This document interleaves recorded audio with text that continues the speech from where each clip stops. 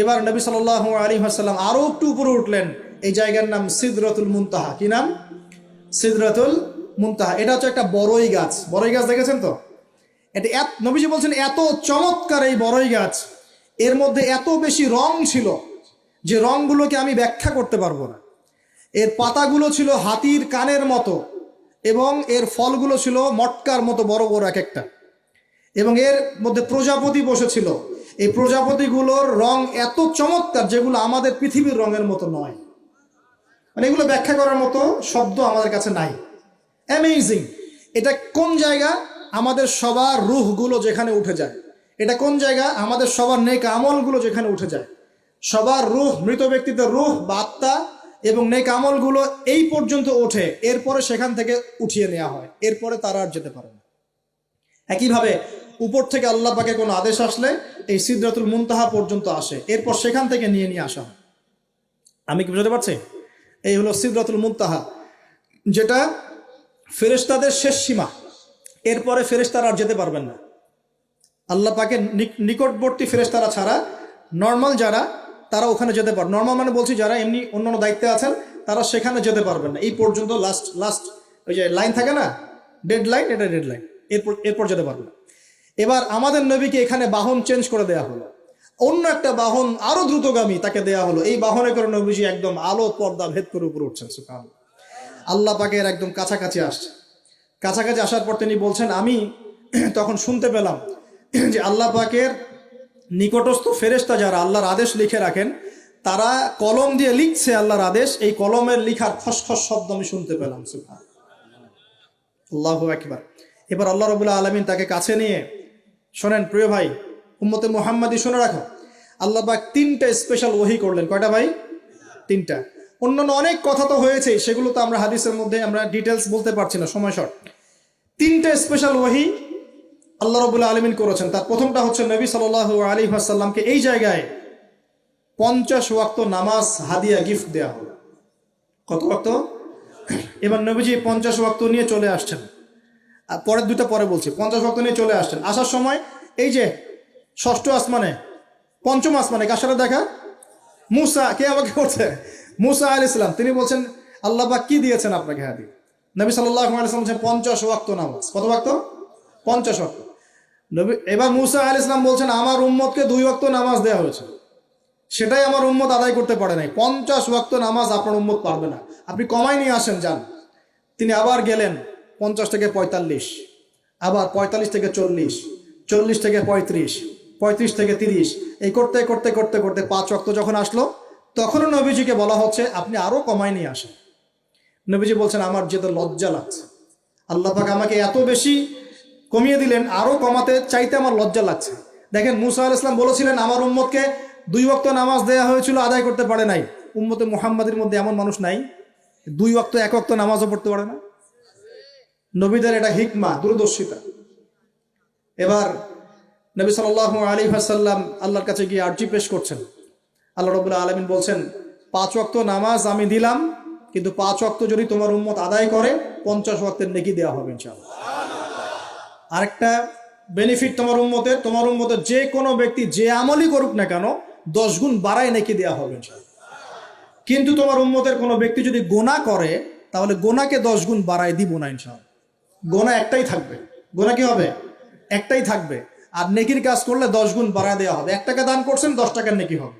1 রাকাত নামাজ পড়ছেন 10 টাকাতে নেকি হবে। একটা সেজদা করছেন 10টা সেজদার নেকি হবে ইনশাআল্লাহ। কথা বুঝতে পারছেন? এটা হলো একটা গিফট বা হাদিয়া। সেকেন্ড গিফটটা হচ্ছে আল্লাহ রাব্বুল আলামিন নবী সাল্লাল্লাহু আলাইহি ওয়াসাল্লামকে সূরা বাকারার শেষের 2টা বা 3টা আয়াত ওহী করলেন। কয়টা ভাই? শেষের 2টা বা 3টা। লিল্লাহি মা ফিস সামাওয়াতি, এখান থেকে ফানসুরনা আলাল কওমিল কাফিরিন পর্যন্ত।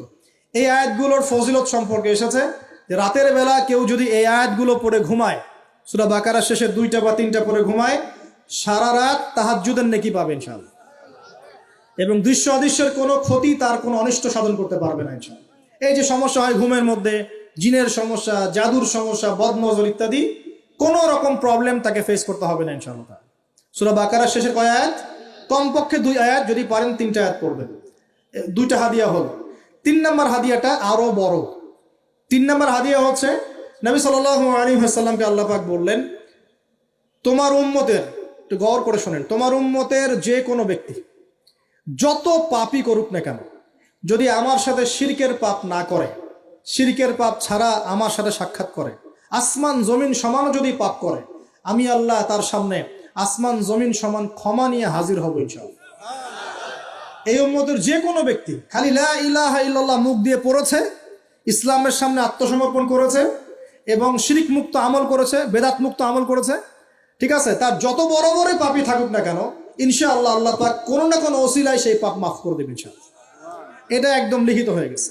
জান্নাতীদের 120 কাতার হবে, এই 120 কাতার মানুষের মধ্যে 80 কাতার হবে উম্মতে মুহাম্মাদের মধ্যে।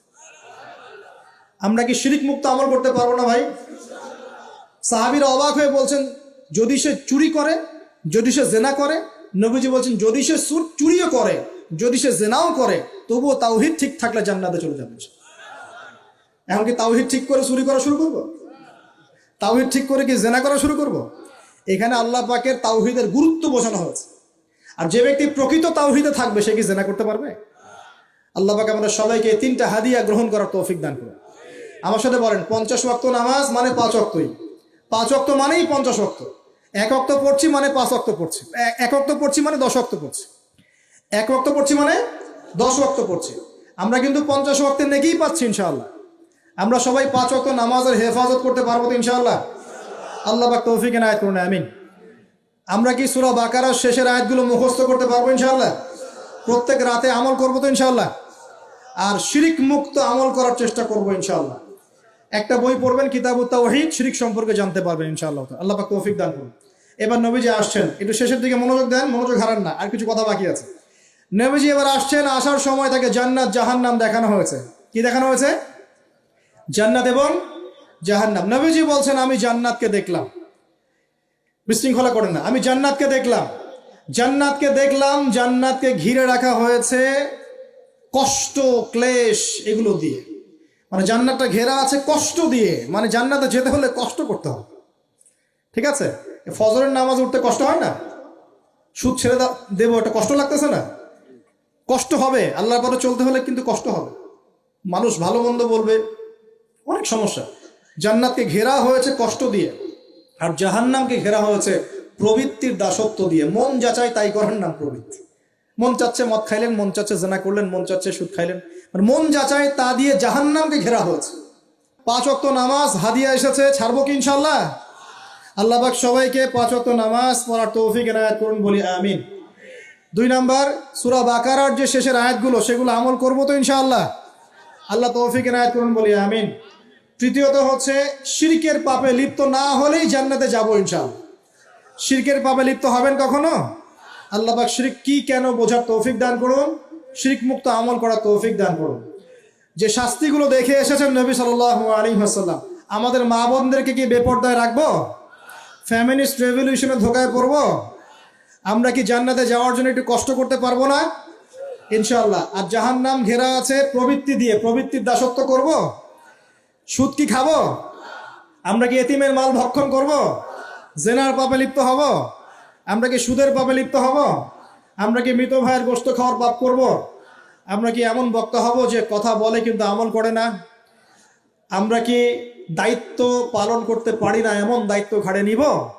আল্লাহ পাক আমাদেরকে সবাইকে মেরাজের রাতে নবী সাল্লাল্লাহু আলাইহি ওয়াসাল্লাম যে মর্মান্তিক আযাব গজবগুলো দেখে এসেছেন, এগুলো চেনার, বোঝার এবং এগুলো থেকে দূরে থাকার তৌফিক দান করুন, বলি আমিন।